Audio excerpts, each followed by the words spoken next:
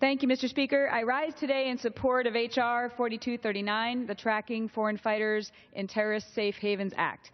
This legislation fulfills a recommendation of the Committee on Homeland Security's Task Force on Combating Terrorist and Foreign Fighter Travel, of which I was proud to be a member. In fact, our chairman here, Mr. Katko, and another member, Mr. Hurd, are with us today to speak on this important legislation.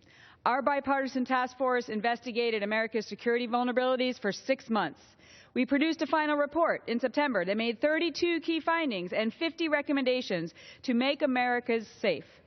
Today's bill, which I co-sponsored, is a direct result of one of these recommendations. We know that ISIS is adept at propaganda and has used social media extensively to attract fighters to their cause. At least 30,000 people from 100 different countries have traveled to Iraq and Syria, including 250 Americans.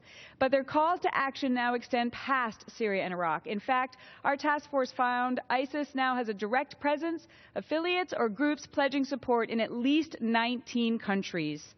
In my 26 years in uniform, including 6 deployments to the Middle East and Afghanistan and a final assignment at U.S. Africa Command, we watched foreign fighters flow to safe havens in Africa and the Middle East to get training and join the Islamic extremist fight.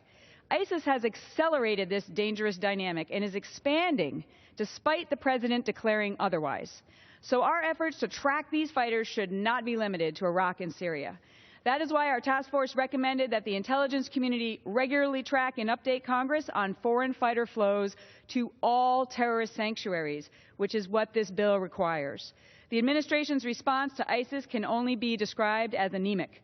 We must take action to defeat the ISIS threat and to protect Americans. I am pleased that in the last month, the House has taken action on several of our task force's recommendations.